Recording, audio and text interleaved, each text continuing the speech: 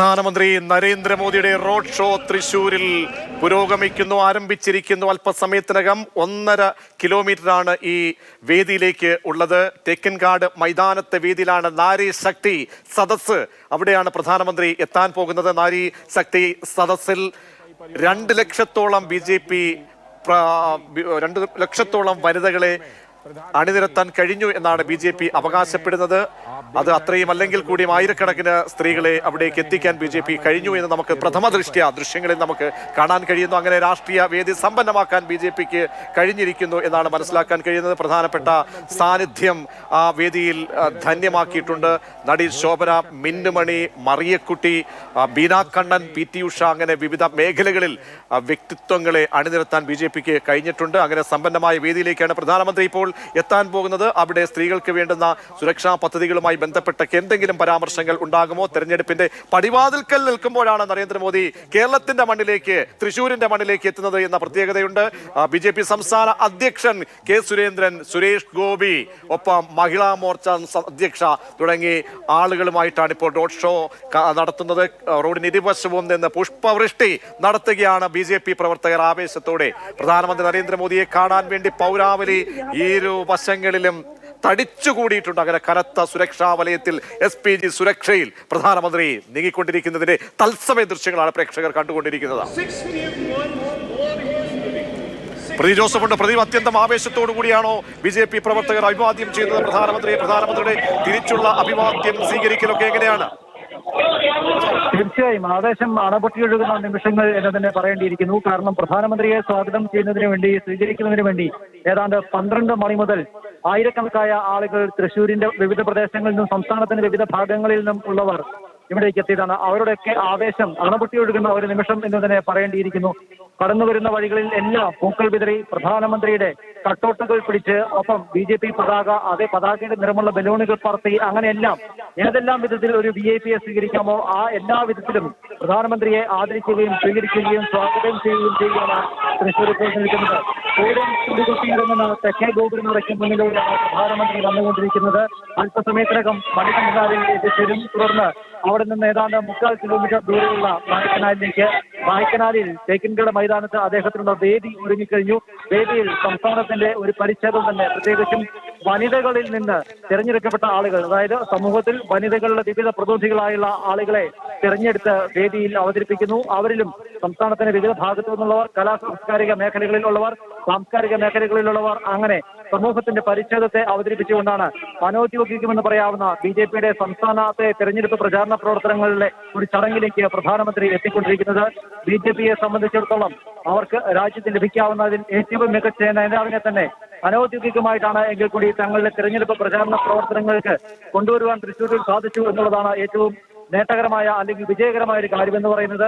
തൃശ്ശൂർ എന്ന് പറയുന്നത് BJPയെ സംബന്ധിച്ചിടത്തോളം ഏറ്റവും പ്രധാനപ്പെട്ട മണ്ഡലങ്ങളിൽ തന്നെ ഏറ്റവും പ്രധാനപ്പെട്ട മണ്ഡലമാണ്. അതിലെ ഏറ്റവും വിജയസാധ്യത BJP ലക്ഷ്യപ്പെടുത്തുകയും ചെയ്യുന്നു. ഈ ഒരു മണ്ഡലത്തിലാണ് പ്രധാനമന്ത്രിയെ അണിനിരത്തിക്കൊണ്ട് BJP കൂടി തങ്ങളുടെ തെരഞ്ഞെടുപ്പ് പ്രചാരണ പ്രവർത്തനങ്ങൾക്ക് പുറത്തും കുറിച്ചിരിക്കുന്നത്. മുമ്പ് ബെനിൽ പറഞ്ഞതുപോലെ തൃശ്ശൂരിൽ ആരാവും സ്ഥാനാർത്ഥി എന്നുള്ള കാര്യത്തിൽ ആർക്കും കഴിയുന്ന പരിശീലനങ്ങളില്ല.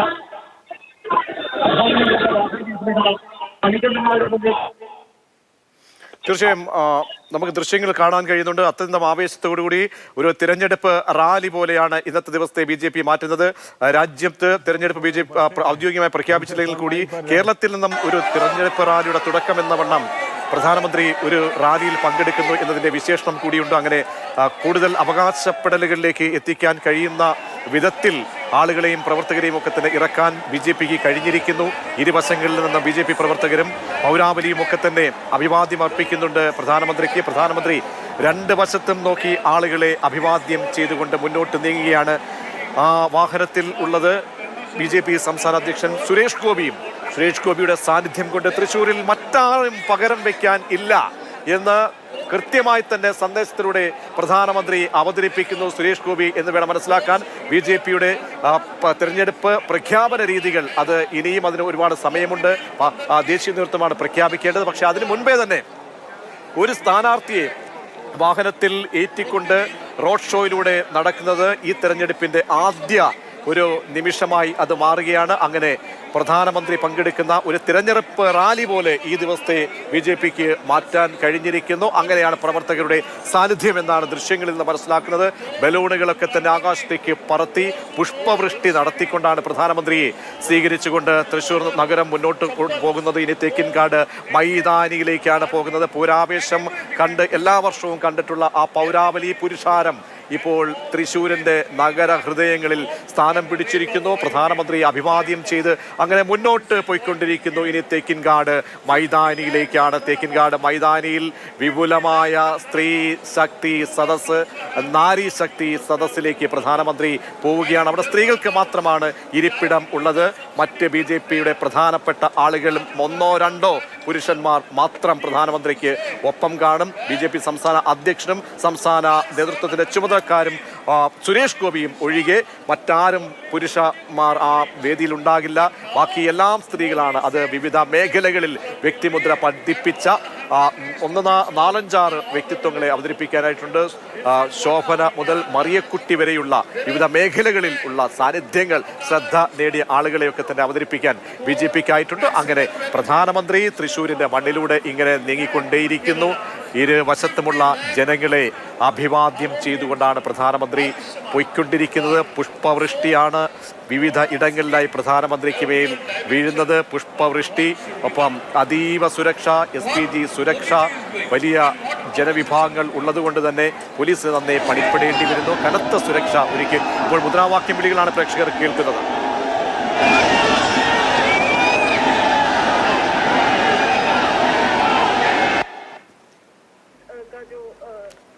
പ്രദീപ് ജോസഫിലേക്ക് പ്രദീപ് കേൾക്കാമെങ്കിൽ ഇപ്പോൾ എവിടെ എത്തിക്കാണും പ്രധാനമന്ത്രി? വേദിക്ക് അരികിലേക്ക് എത്തിയോ?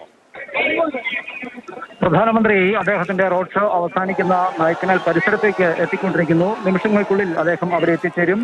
നായ്ക്കനാലിൽ എത്തിച്ചേർന്നു കഴിഞ്ഞാൽ ഉടൻ തന്നെ തേക്കിൻകാട് മൈതാനത്ത് പ്രത്യേകം സജ്ജമാക്കിയിരിക്കുന്ന അതിവിശാലമായ വേദിയിലേക്കാണ് പ്രധാനമന്ത്രി. അവിടെ പ്രധാനമന്ത്രിയെ കാത്ത് സംസ്ഥാനത്തിന്റെ വിവിധ ഭാഗങ്ങളിൽ നിന്നുള്ള, കൃത്യമായി പറഞ്ഞാൽ 7 ജില്ലകളിൽ നിന്നുള്ള 2 ലക്ഷത്തോളം വരുന്ന സ്ത്രീജനങ്ങൾ ഉണ്ടാകുമെന്നാണ് BJP അവകാശപ്പെടുന്നത്. വലിയ തോതിലുള്ള സ്ത്രീ സാന്നിധ്യം കാണപ്പെടുന്നുമുണ്ട്. മറ്റൊരു പ്രധാന പ്രത്യേകത എന്ന് പറയുന്നത് ഈ നാരി ശക്തി സംഗമത്തിൽ വനിതകൾക്ക് മാത്രമാണ് പ്രവേശനം. അതായത് തേക്കിൻകാട് മൈതാനത്തെ ഈ വേദിയിലേക്ക്, സദസ്സിലേക്ക് വനിതകൾക്ക് മാത്രമാണ് പ്രവേശനം. കൂടാതെ സുരേഷ് ഗോപി അല്ലെങ്കിൽ K സുരേന്ദ്രൻ അങ്ങനെ പാർട്ടിയുടെ നേതൃതലത്തിലുള്ള ഏതാനും പുരുഷന്മാർ മാത്രമേ ഉണ്ടാവുകയുള്ളൂ. അവിടെ ക്രമസമാധാന കാര്യങ്ങൾ അടക്കം നിയന്ത്രിക്കുന്നതും വനിതകൾ തന്നെയാണ്.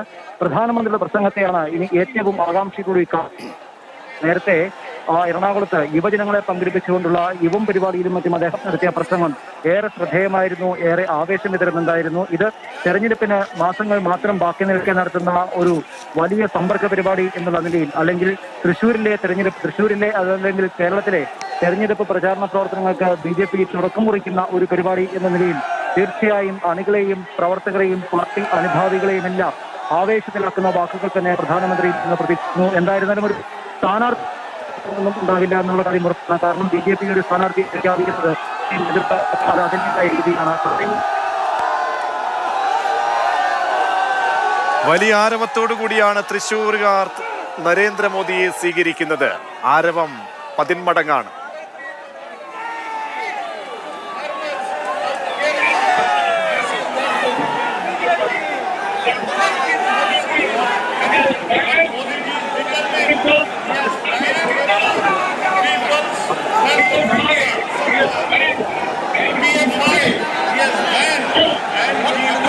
സെൽഫി എടുത്തും കൈവീശിയും പ്രധാനമന്ത്രിയെ വരവേൽക്കുകയാണ്. അഭിവാദ്യം അർപ്പിക്കുന്നു, മുദ്രാവാക്യം മുഴക്കുന്നു, നൃത്ത ചുവടുകൾ വയ്ക്കുന്നുണ്ട് റോഡിന്റെ ഇരുവശത്ത് നിന്ന്. പ്രധാനമന്ത്രി അല്പസമയത്തിനകം പ്രധാനപ്പെട്ട വേദിയിലേക്ക്, തേക്കിൻകാട്ട് മൈതാനത്തെ നാരീശക്തി വേദിയിലേക്ക് എത്താൻ കഴിഞ്ഞ നിമിഷങ്ങളിലൊക്കെ തന്നെ വലിയ ആവേശത്തോടുകൂടി പ്രവർത്തകർ വരവേറ്റു. വഴിത്താരകളിലൊക്കെ തന്നെ പ്രവർത്തകരുടെ വലിയ സാന്നിധ്യമുണ്ടായിരുന്നു. 8 ജില്ലകളിൽ നിന്നുള്ള പ്രവർത്തകരൊക്കെ വിവിധ ഇടങ്ങളിൽ നിന്നായി പങ്കുചേർന്നു. അങ്ങനെ വഴിത്താരയിലെ ആയിരക്കണക്കിന് ആളുകളെ കൈവീശി പ്രധാനമന്ത്രി ഇതാ മുന്നോട്ട് പോയിക്കൊണ്ടിരിക്കുന്ന കാഴ്ചയാണ്. അങ്ങനെ അക്ഷരാർത്ഥത്തിൽ BJPക്ക് അവകാശപ്പെടാൻ കഴിയുന്ന ഒരു ദിവസമായി ഈ ദിവസം മാറിയിരിക്കുന്നു. രാഷ്ട്രീയമായിട്ടുള്ള ഒരു മേൽക്കൈ അത് BJPക്ക് അവകാശപ്പെടാൻ കഴിയും. കാരണം രാജ്യത്ത് എങ്ങും തുടങ്ങാത്ത വിധം ഒരു തിരഞ്ഞെടുപ്പ് റാലി പോലെ പ്രധാനമന്ത്രിയുടെ സാന്നിധ്യം ഉറപ്പിക്കാൻ, അത് കേരളത്തിൽ ഉറപ്പിക്കാൻ, അത് തൃശ്ശൂരിൽ ഉറപ്പിക്കാൻ BJPക്ക് ആയിരിക്കുന്നു.